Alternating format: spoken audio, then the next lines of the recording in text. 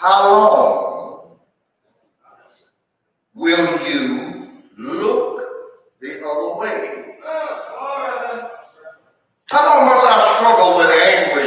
my soul.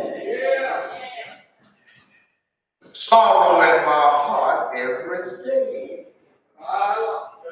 How long will my enemy have the upper hand? Turn and answer me, O Lord my God. Restore the sparkle to my eyes, or I will die. Don't let my enemies gloat, saying, we have defeated him. Don't let them rejoice at my downfall. But I trust in your unfailing love. I will rejoice because you have rescued me. I will sing to the Lord because he is good to me. Yes, sir. Yes, he is. Oh, my Lord. I think this is somebody's sermon today.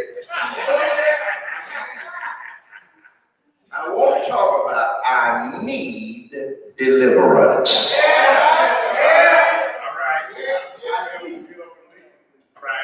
Just look across the floor and get somebody's eyes and tell them, I need deliverance.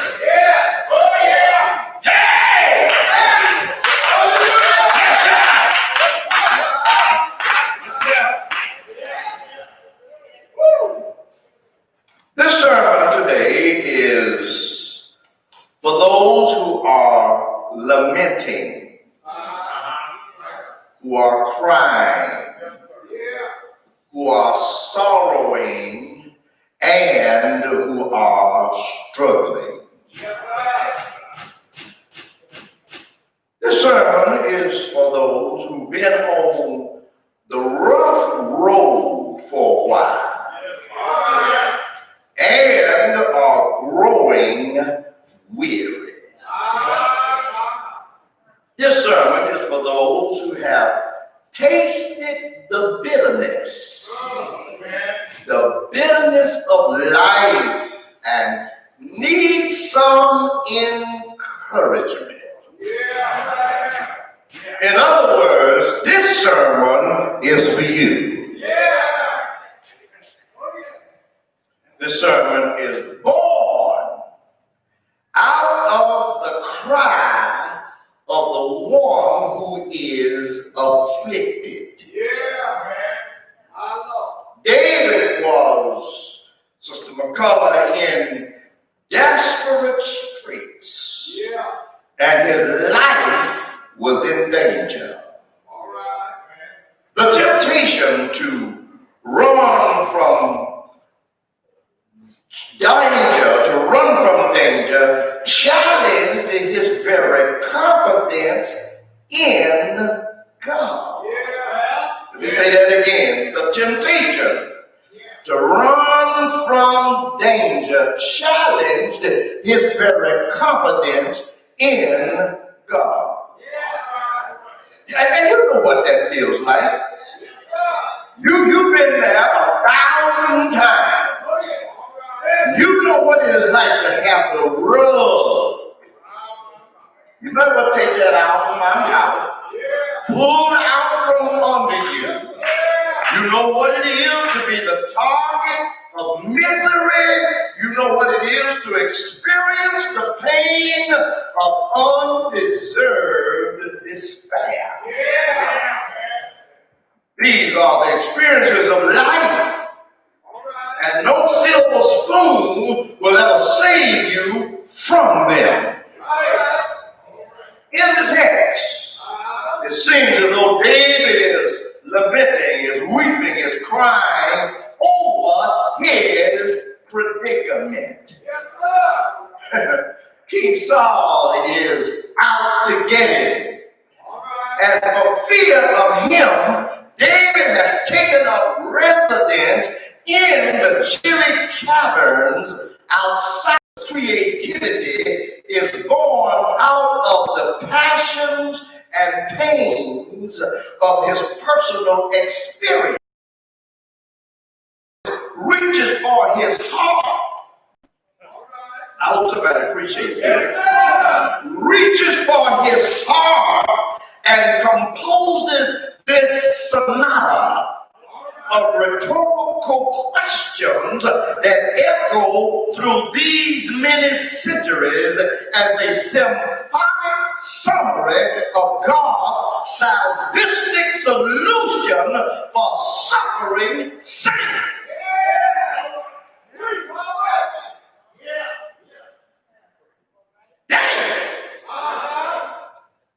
There's three stanzas of his symphony in query form.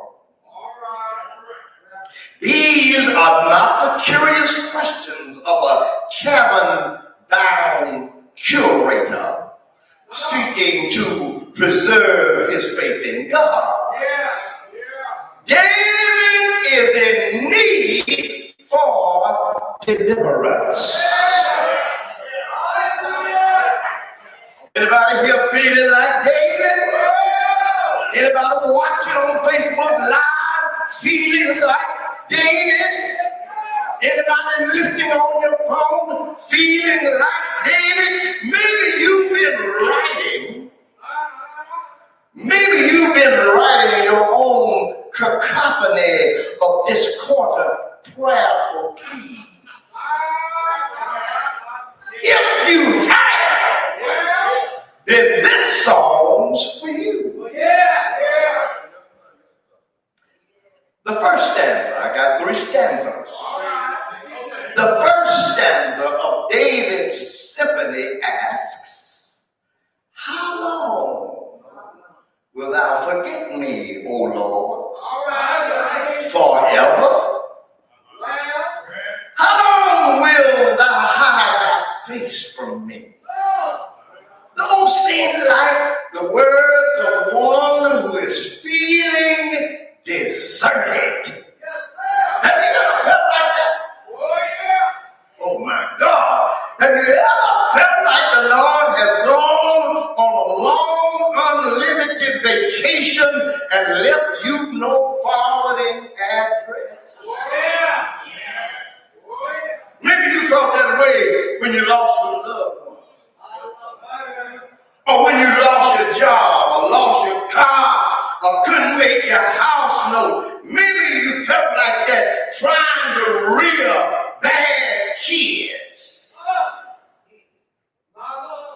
Maybe you felt like that when your relationship fell apart. Maybe you felt that way when they repossessed your car.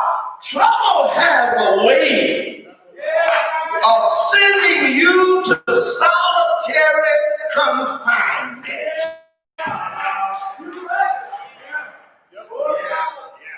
Job,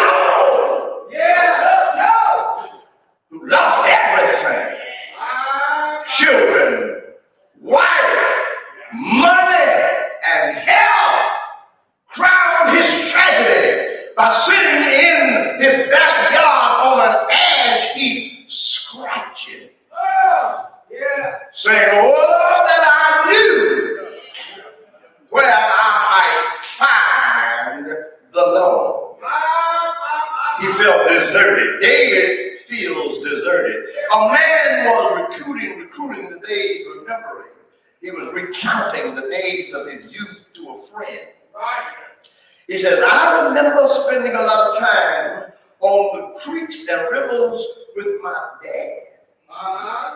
We wade out to the sandbars where the water was swift.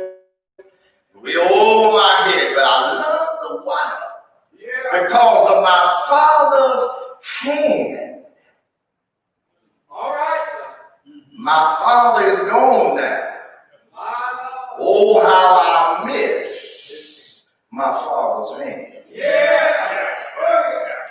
Even when loneliness seems unshakable, how many of you know that there is still a hand to hold on to?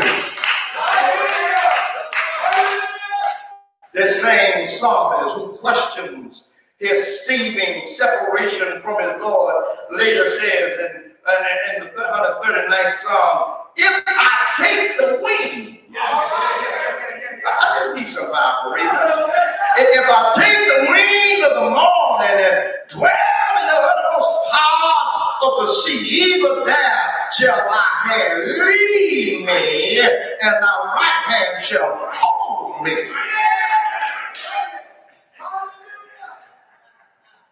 First stanza, David's symphony.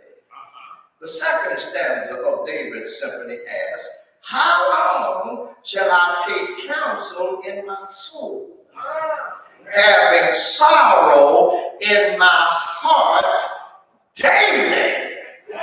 Oh my Lord.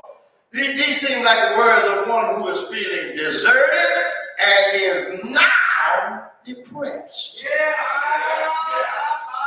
Anybody here know anything about depression? Am I talking to an empty house? Folks who's watching now on Facebook Live, do you know anything about depression? I'm a child of God and been a child of God a long time, but I know something about depression. So by the time I heard, I'm talking about what I know. Depression is perhaps the worst of all emotions because it obscures the exit.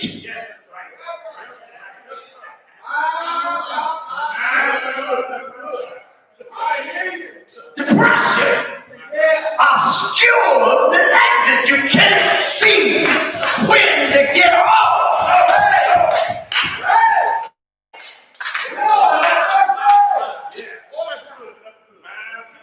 Worst thing in the world is to be on the highway you can't exit. You're not careful when you're coming north from 480. If you don't pay attention and get to your far right, you wind up in that left lane and it says express lane only. And just at the split, when you discover you wasn't too far, you wasn't far enough over to the right, no pun intended, to the right, to the right, to the right. Yeah, throw your net back over on the right side of the boat, the thief on the right. Just the man's right hand was with it, and Jesus straightened it up. If you're not far enough over on the right side and wide enough on the left side.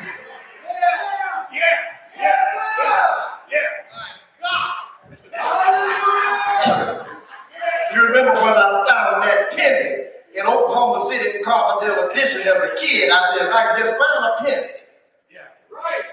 But I found it on the right side of the street, the side Miss Honeybus lived on, the mean neighbor. But I found it on the right side. If you stay to your right, you wind up on the express lane, and when you hit that, Brother Earl, you got to keep moving. There is no exit until you get to Painesville. But if you stay to the right, you can get off at Howard, Chagrin, Cedar, Mayfield, where our travelers here, Wilson Mills.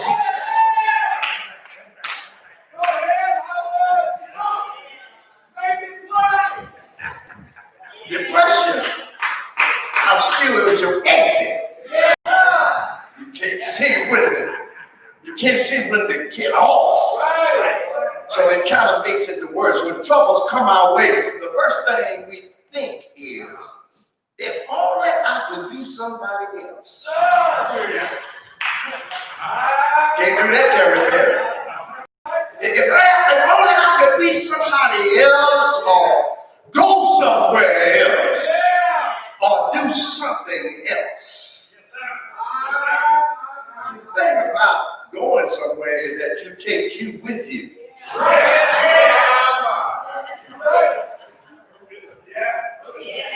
Wherever you go, you'll be there when you get there. Yes, sir. Yes, sir. Yes, sir. I wonder if anybody know what I'm talking about. I might not have such a hard time starting over. We say those type of things. If I go somewhere else. I've had people who told me they moved, but they're sorry they moved. Right. But did you ever notice that when the Lord told the discouraged fishermen to cast their nets again, it was right in the same place where they had been working all night and caught nothing? Oh, goodness gracious. For most of us, Jesus tells us to use the same old net in the same old pond. He always says, try again. That's because he wants us to defeat our enemies rather than run from them. He wants us to deal with those old temptations and overcome them. He wants us to face those faults and conquer them. He wants us to confront yesterday's trials again today and tomorrow until our soul finally takes hold and says, I can do all things through Christ who strengthens me. My.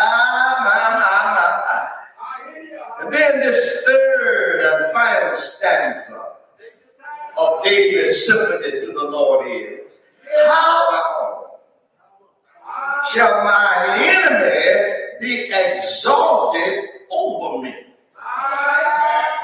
Those seem like the words of one who on top of feeling deserted and depressed and is now dissatisfied. This symphony now seems to reach its crescendo height of disillusionment. But did you know that great music is born out of afflicted hearts?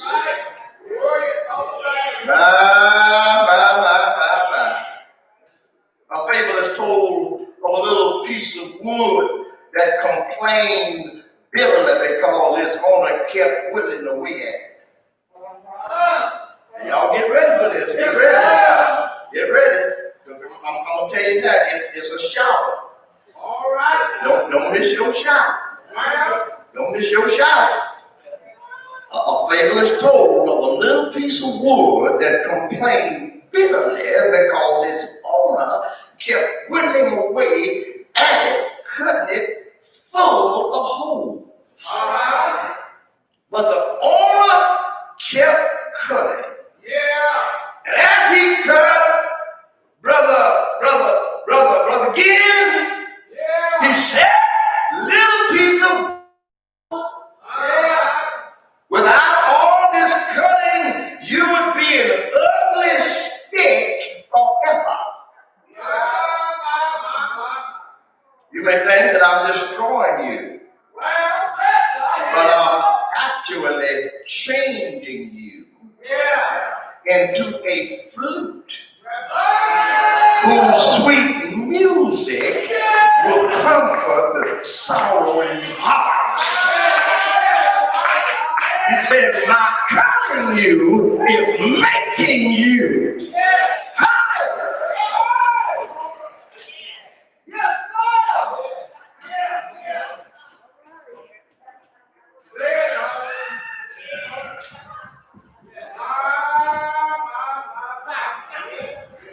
You got to be cut to be made. You got to be cut. You got to be cut to be made. You got to be cut. Put you in his hands. Brother Jeff, put you in his hands. He's doing the cutting, so he's doing the healing. He's doing the farming, and he's doing the shaping. Oh my God. Well, I'm closing. Let me ask you, are you feeling deserted? Are you feeling depressed? And are you dissatisfied? Well, let me just say this to you. Let me say this to you. God is making you. Sister Kiana, God is making you. Yes, sir. God is making you. Oh, I know we don't like to be cut, but some things just can't be made unless it's cut. God is making you. Yes, sir.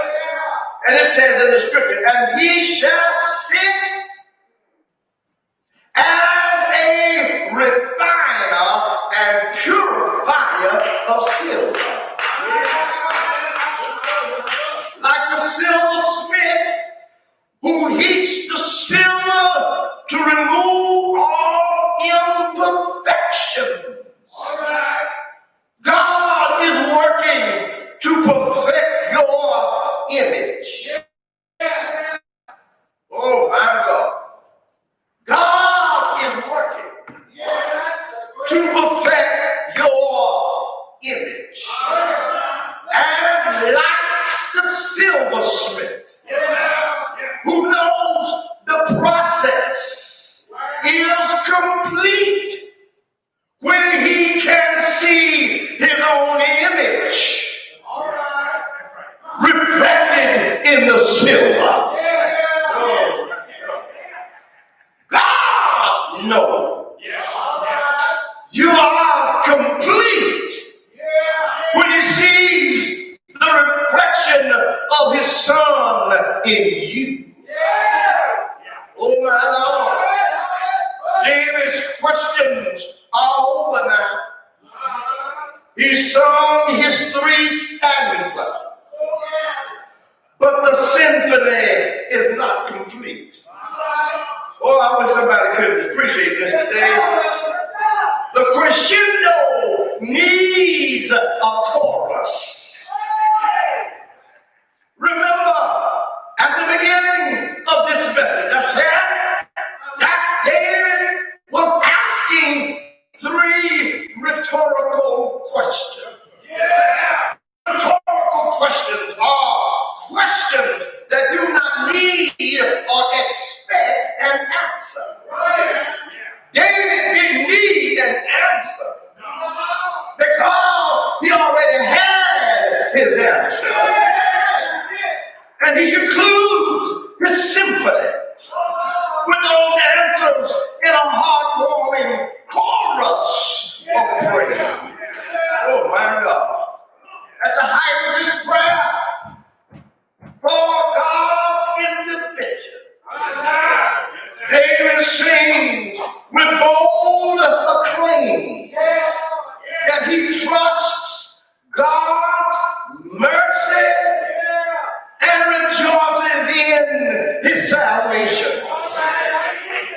And my dear Christian brothers and sisters, is how we get through the trials of life. You didn't hear me.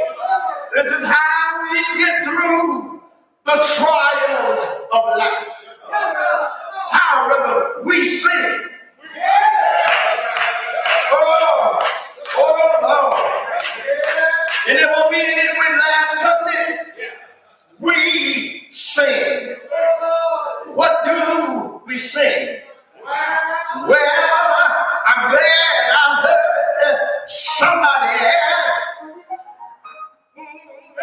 I'm glad I heard somebody ask the question. Reverend, you said we ought to sing. Well, now I want to know, what do we sing? Oh Lord, we sing God's praises.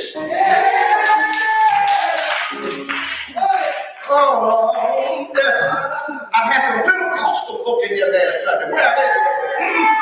Oh, Lord. We sang God's praises. Well, I'm not through with that verse. We sang, yes. And then we sang God's praises. And then we sing them in the storm.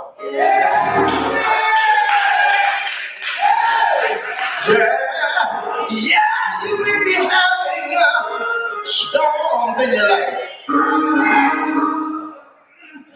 But I got to encourage you to sing our praises. Oh, Lord. Yes. Friday night, a great storm came through Cleveland. Friday night, I was sitting in the office working on this little sermon. Oh, yeah. And Daniel, I got ready to pack up and leave out and go to my automobile. Oh, yeah. Tom was so intense.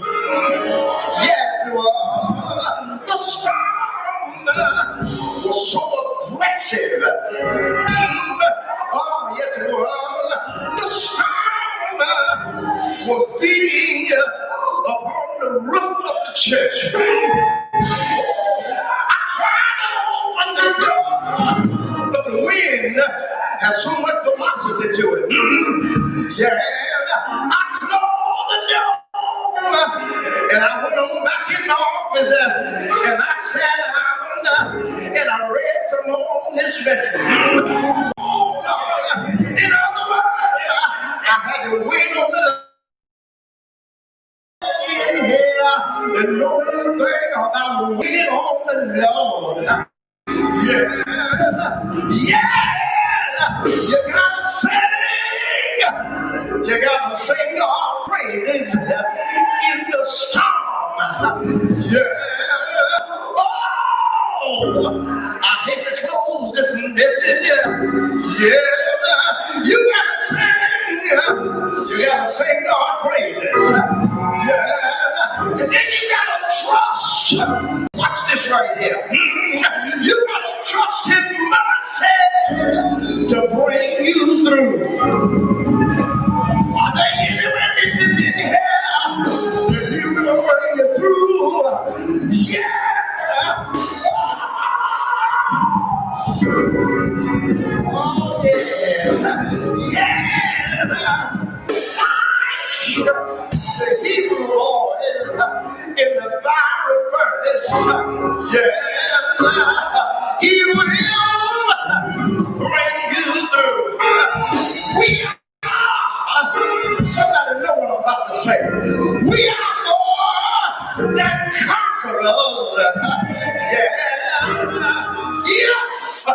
Let me close. If like David, you need a deliverance. If like David, you need deliverance. If you are feeling despair, if you are feeling depressed, if you are feeling dissatisfied, if you are feeling disillusion, cast your chance upon Him because He cares for you. Shout! Can nobody do me like Jesus?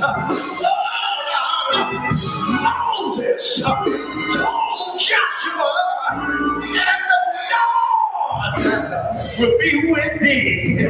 He will not fail thee, neither forsake thee. Fear not, be neither dismayed. When Moses died, God told Joshua, thee. Be strong and of good courage. Be not afraid. Neither be thou dismayed. For the Lord is with thee. Yeah. That's all I got for you right now. God is with you.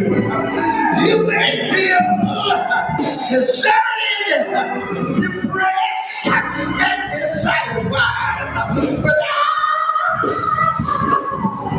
the Lord is with you.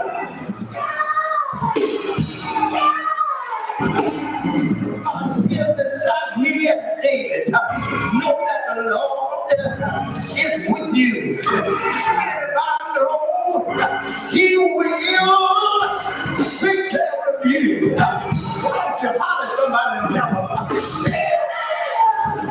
them, He will take care of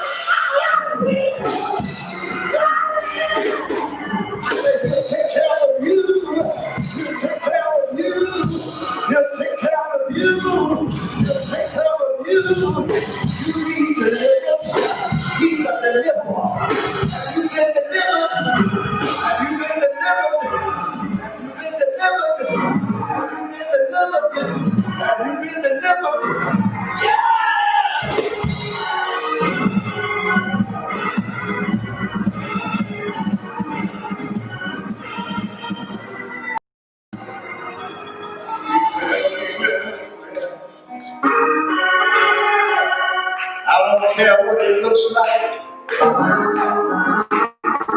If you put your trust in the Lord, oh, it ought to be. If you put your trust in the Lord, if you put your trust in the Lord, He will deliver. He knows. He knows. He knows how much you can bear. He knows. He knows. He knows how to pull you on. He knows how you've been going through. He knows. He knows, Sister Mary, your breaking point. He knows your breaking point. He knows your breaking point. He knows your breaking point. He knows your breaking point. He knows. He knows. So don't worry, He knows. He knows. He knows.